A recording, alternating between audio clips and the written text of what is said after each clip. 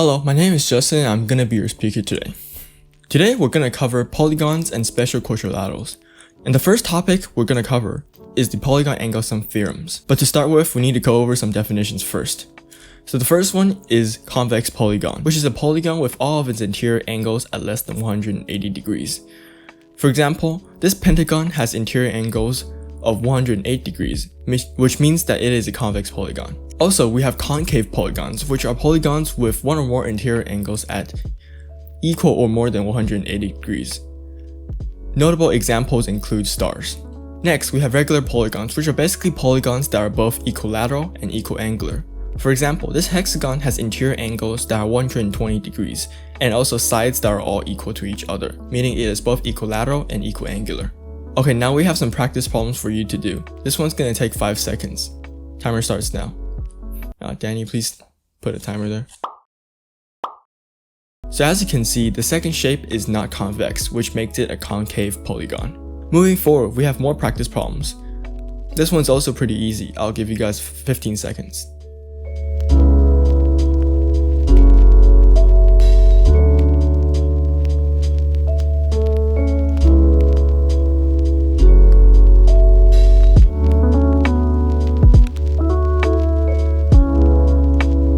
To explain the first one, the sides of a regular polygon are congruent. This is because regular polygons need to be equilateral, which means that all the sides are going to be the same. For the second one, a right triangle is not a regular polygon. This is because it has different side lengths. Then, an isosceles triangle is not always a regular polygon. It can be, but then sometimes it may not be, because there are different side lengths as well. Moving forward, we have the polygon angle sum theorem, which states that the sum of the measures of the interior angles of an n-gon is n-2 times 180. For example, for a 17-gon, it's going to be n-2 times 180, and substitute that, which equals to 17 minus 2 times 180, which means it is 15 times 180, and therefore you get 2700 degrees, and that is the sum of all the measures of the interior angles. Additionally, there is also the corollary of the polygon angle sum theorem, which states that the measure of each interior angle of regular n-gon is n-2 times 180 divided by n. So it's a little different from the previous one. And what this means is that, for example, in a regular nonagon, cube of 9, it has to be regular.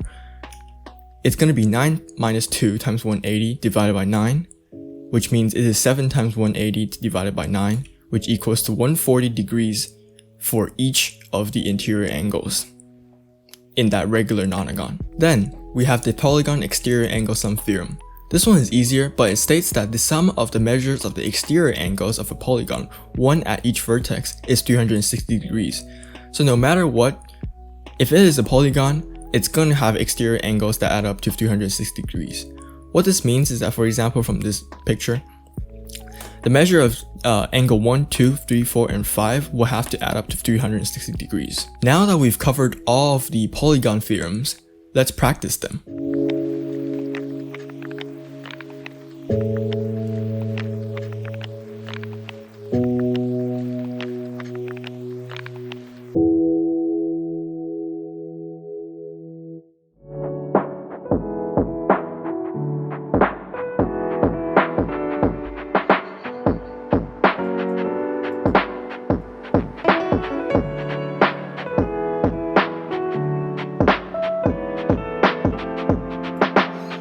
To explain this problem, we see that there are 4 interior angles inside this polygon. We also see that there are 3 different angles that are given to us, 85, 120, and 53. So we put them down along with x and set them equal to 2 times 180 from the previous equation.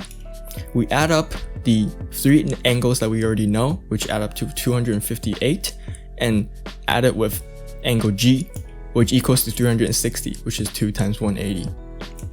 Then we might subtract the 258, and then we see that angle G is 102 degrees. Okay, we have another practice problem.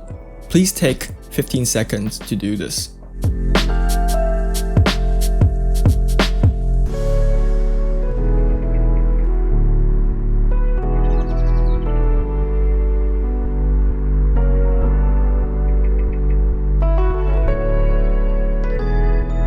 So to explain this problem, we see that a regular nonagon has 9 equal sides. Since the Polygon exterior angle sum theorem states that all the exterior angles add up to 360 degrees, it is therefore 360 divided by 9 equal sides equals to 40 degrees. So each exterior angle is 40 degrees for a regular nonagon. Alright, now that we've covered the Polygon angle sum theorems, it's now time to move on to trapezoids and kites and their theorems. But we need to know some definitions first.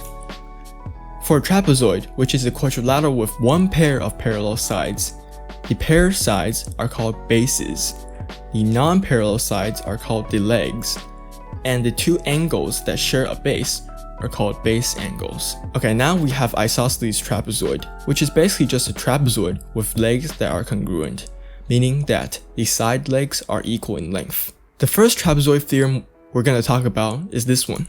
If a quadrilateral is an isosceles trapezoid, then each pair of base angles is congruent. Next, we have if a quadrilateral is an isosceles trapezoid as well, then its diagonals are congruent.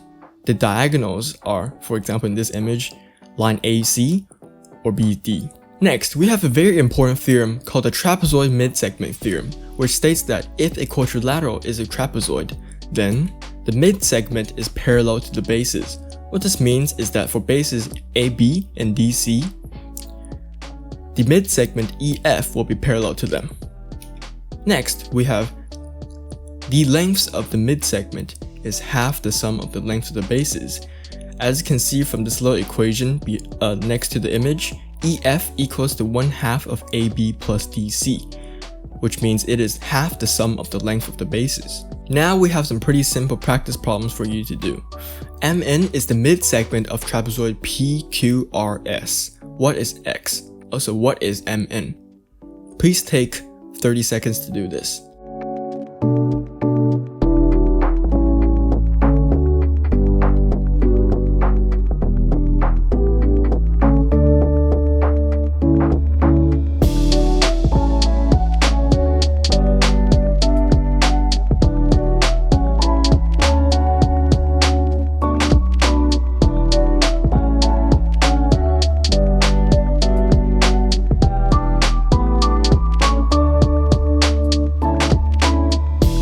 So to explain this problem, we see that MN is equal to 1/2 of QR plus PS.